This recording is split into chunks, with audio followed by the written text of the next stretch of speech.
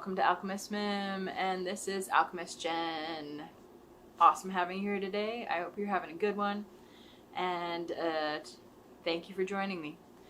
Today's whim of the day is some preparation for doing some lino block printing onto some amazing ice-dyed bandanas, if I don't say so myself. So here we go.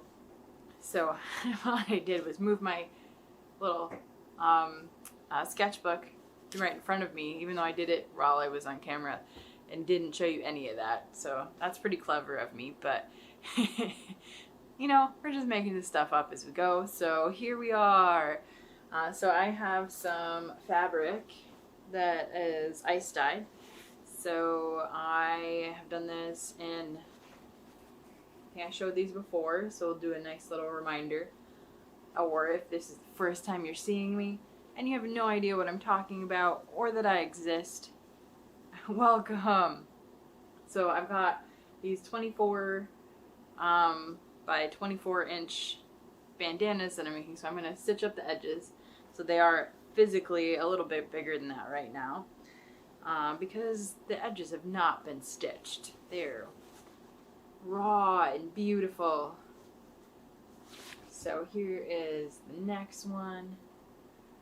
Quick little looky-loo. Look at that gorgeous dye saturation pocket there. Reminds me of those crayon type things that have the multiple colors all in one thing, and then when you draw with it, you never know what is going to show up. Just this multi-mass of color in there.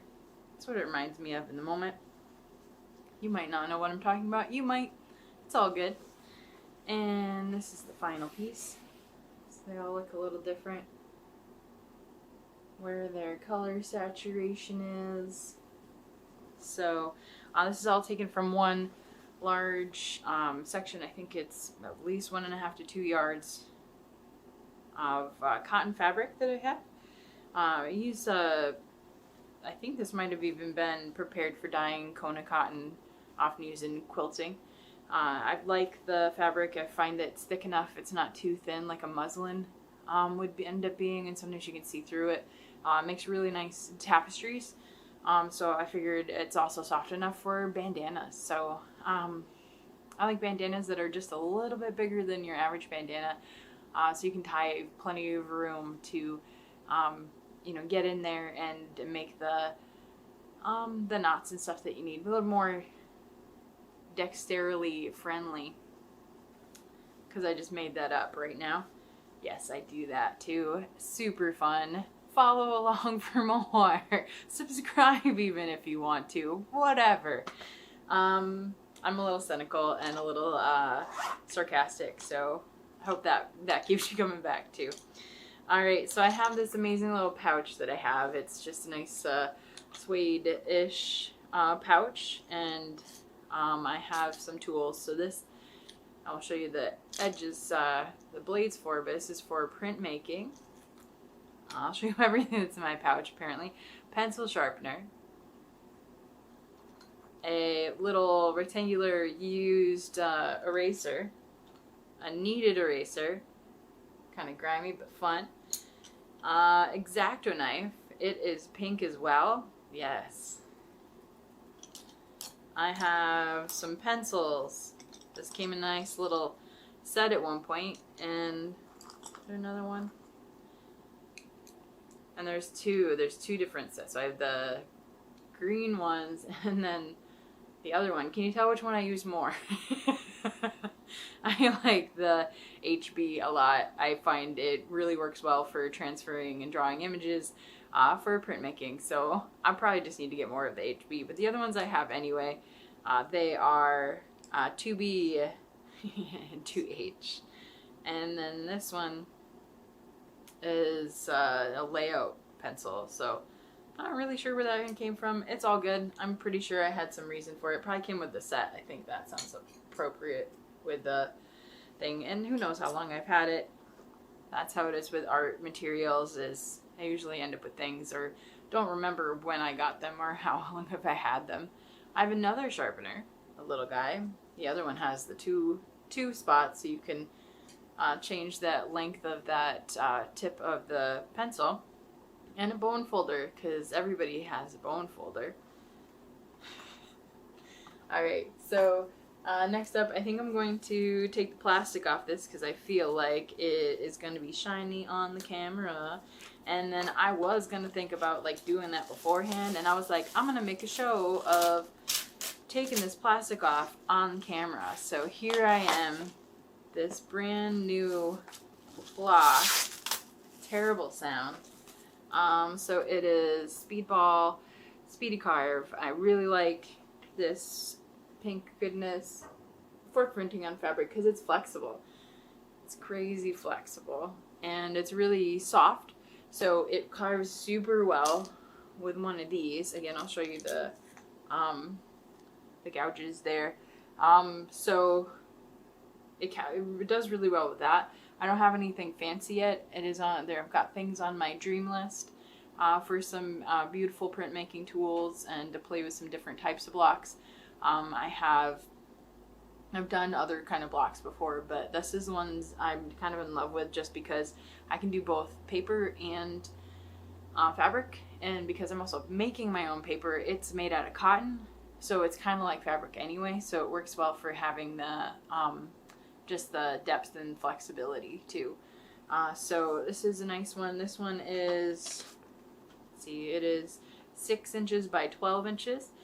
So it's a nice size, and so I'll be able to play. I've got a couple of these that I'm looking at, so I'm gonna decide how I want to do it with this bigger section of fabric. You know, how much do I want to leave as just fabric, just doing its thing, and then maybe adding like a little something to add a detail, or adding just a bit of design.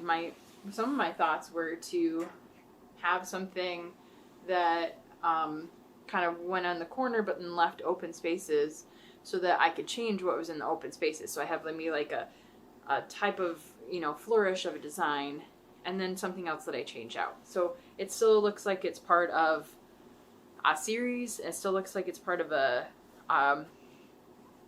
thing that I'm doing, and it feels like a bandana. I feel like, I mean, I could go pretty random with it, but I think I'm intrigued by the idea of having something that feels a little more structured for a bandana at this juncture. Maybe this batch of them I might do something a little bit more structured like that. So so that's kind of where I'm going with that, I think, at this moment. I could totally change by the time I actually do any of these designings and put them in play. So things that I am intrigued by right now for making some blocks.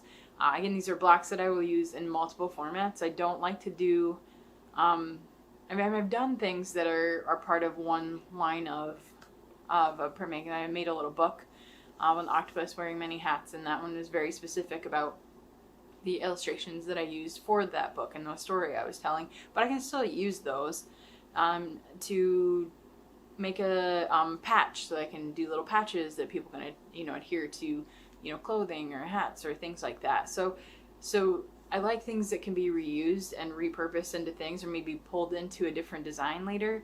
I don't like things that are one-off. I like things to be able to be reused and repurposed.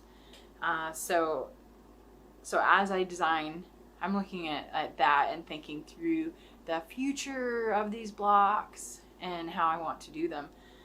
So I promise that we go over what's in here. So it's really cool. It's got an end that comes off, and you may have these. I mean, these have been around for a long time. So so there's different sizes. This nice little bit here. So I really like the super thin one that will define lines, and then I really like the bigger, flatter one too, so that it's going to be able to get most of the outside part of it out. So outside part out of the design. I'm not being very specific at the moment. Outside part. Hopeful.